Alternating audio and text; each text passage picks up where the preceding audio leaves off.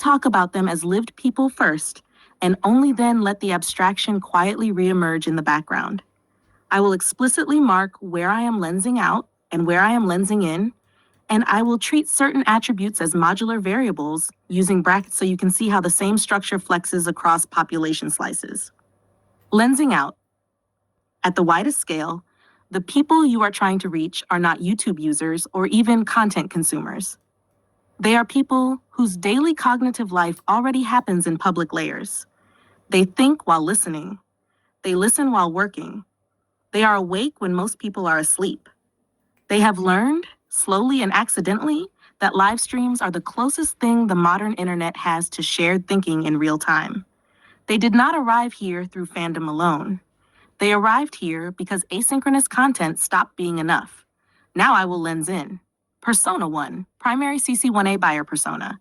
Name Alex. Age, gender male, female, non-binary, irrelevant to core psychographic. Location, Boise, Idaho, Kent Island, Maryland, suburban Midwest, secondary city outskirts. Employment mode, knowledge worker, analyst, designer, ops, night shift logistics, freelance. Alex finishes work late, or their work never cleanly ends.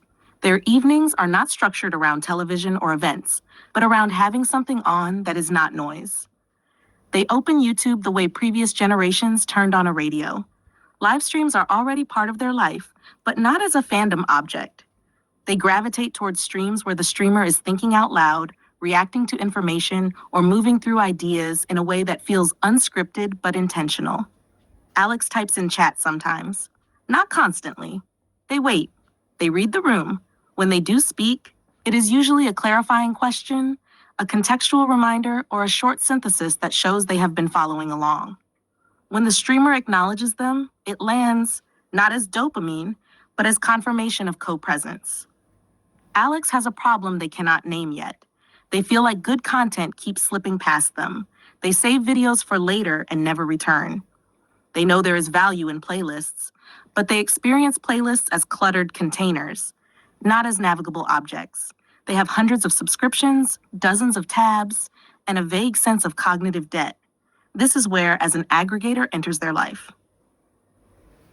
The encounter, advertisement, or recommendation, lensing out slightly to show system forces. Alex is served a video or ad not because it screams product, but because it mirrors their internal frustration.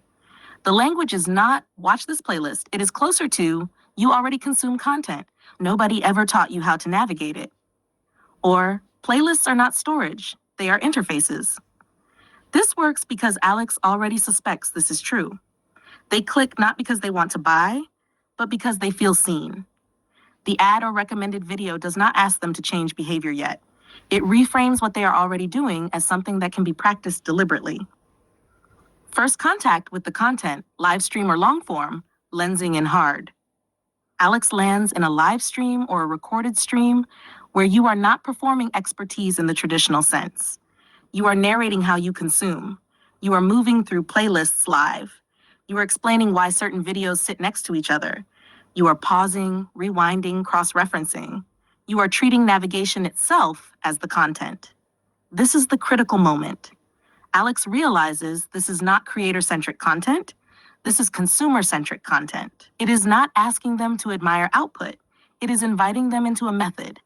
They recognize themselves in the pacing, the pauses, the asides, the willingness to say, this doesn't belong here yet, or I'll move this later. This mirrors their own internal decision loops. They stay. Psychographic activation. What activates Alex is not authority. It is permission.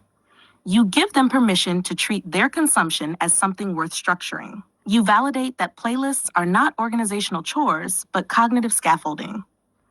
You articulate something Alex has felt but never had language for, that navigating information is itself a form of thinking.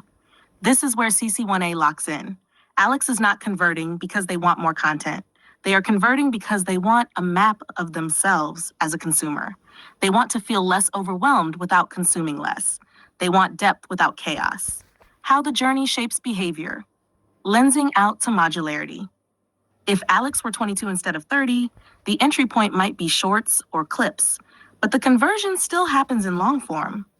If Alex were a woman in Kent Island managing family logistics, The late night window still exists, but the emotional relief is stronger than the epistemic drive. If Alex were a Boise-based analyst, the language that hooks them leans analytic. If Alex were a creative freelancer, the hook leans aesthetic and curatorial. The structure stays the same.